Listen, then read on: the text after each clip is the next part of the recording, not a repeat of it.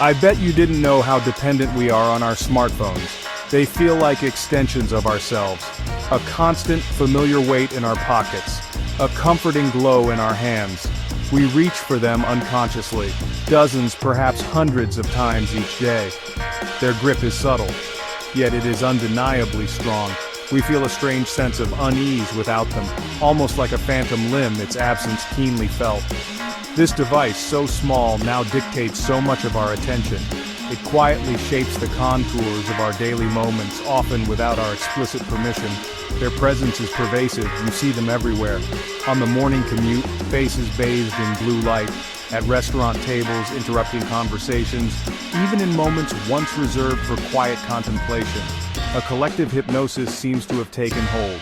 We scroll endlessly through feeds, through curated images and fleeting updates. What are we truly seeking in this digital torrent? Is it connection, or perhaps a sophisticated form of distraction? The line between the two has become increasingly blurred, almost invisible. I confess I was no different from anyone else. I too was tethered to the ceaseless stream of notifications. The first day arrived with an immediate, palpable shock. My hand instinctively reached for the familiar shape in my pocket. It found only emptiness. The absence was jarring. My fingers twitched, searching for a screen to tap, to swipe. The silence in my auditory world was almost deafening. No pings, no buzzes, no alerts demanding my instant attention. There was just me, and the unfiltered reality of my own thoughts. It was profoundly unsettling. Terribly so in those initial hours. Withdrawal symptoms soon followed, swift and unwelcome. A persistent, restless anxiety gnawed at me, a constant, nagging urge to check my device, for what I could not precisely articulate. Phantom vibrations danced on my leg. My brain, accustomed to frequent dopamine hits, cried out for its usual fix. Sleep became a nightly struggle.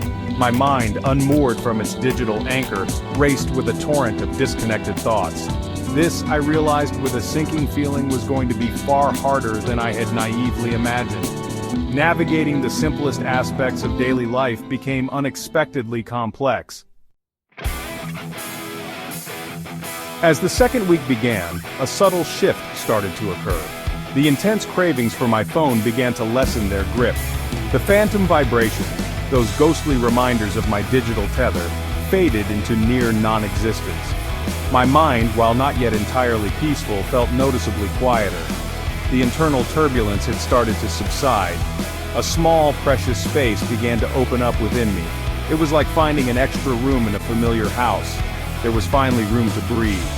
In this newfound space, I rediscovered old, neglected friends. Books.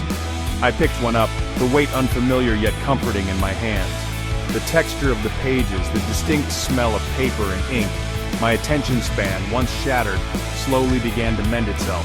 I found I could read for longer periods, becoming lost in narratives and complex ideas, not just skimming headlines or superficial updates. This felt like a genuine return to deeper engagement, a forgotten pleasure rekindled. The joy of creation also found its way back into my life.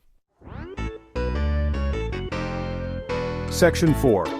Whispers of Wonder, Unexpected Magic. In week 3. The third week ushered in an unexpected dimension to this experiment. I started noticing the small things, the intricate details of the world that had previously escaped my attention.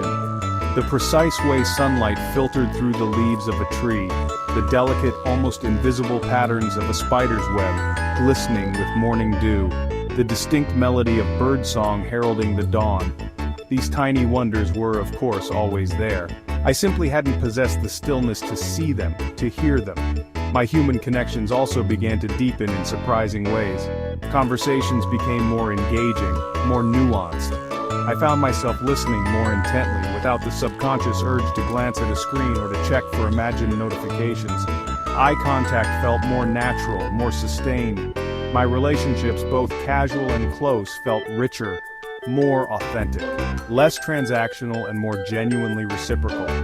The quality of interaction improved dramatically when the digital intermediary was removed. Unexpected encounters became a delightful feature of my days. I struck up conversations with strangers more readily. Section 5. a new cadence, the serenity of week 4. By the time the 4th week commenced, a new normal had established itself. Living without a smartphone no longer felt like a struggle, or an act of deprivation.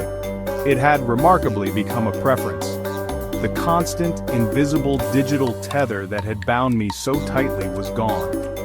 In its place, I discovered a profound sense of freedom. A quiet, understated confidence in my ability to navigate the world on my own terms. The anxiety of missing out had been replaced by the joy of being present. My sleep patterns underwent a significant transformation. I began to sleep deeply and soundly through the night, waking up each morning feeling genuinely refreshed and restored.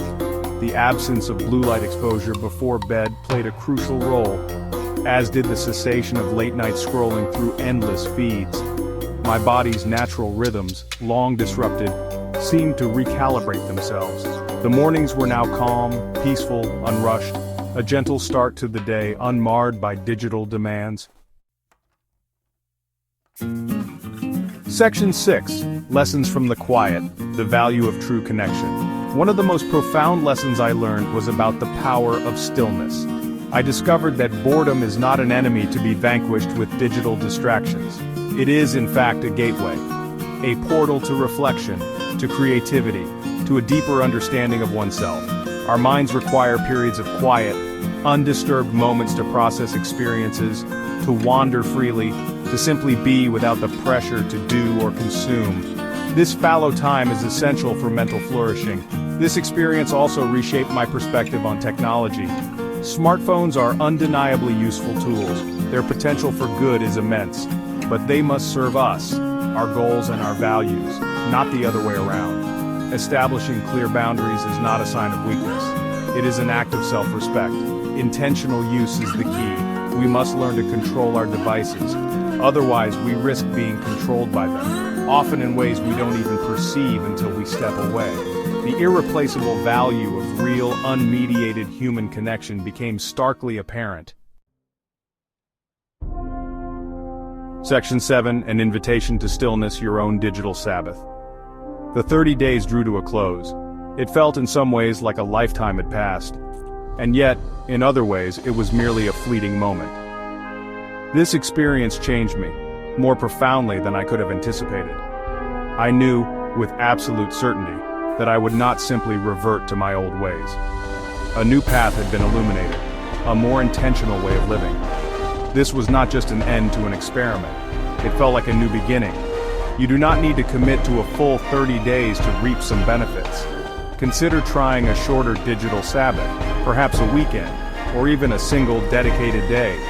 Disconnect from your devices in order to reconnect with yourself and your surroundings. Observe what happens, notice the initial urges, the inevitable discomfort, and then the eventual surprising peace that can follow. It is an experiment in self-awareness, and it is profoundly worth trying. There are actionable insights you can implement immediately.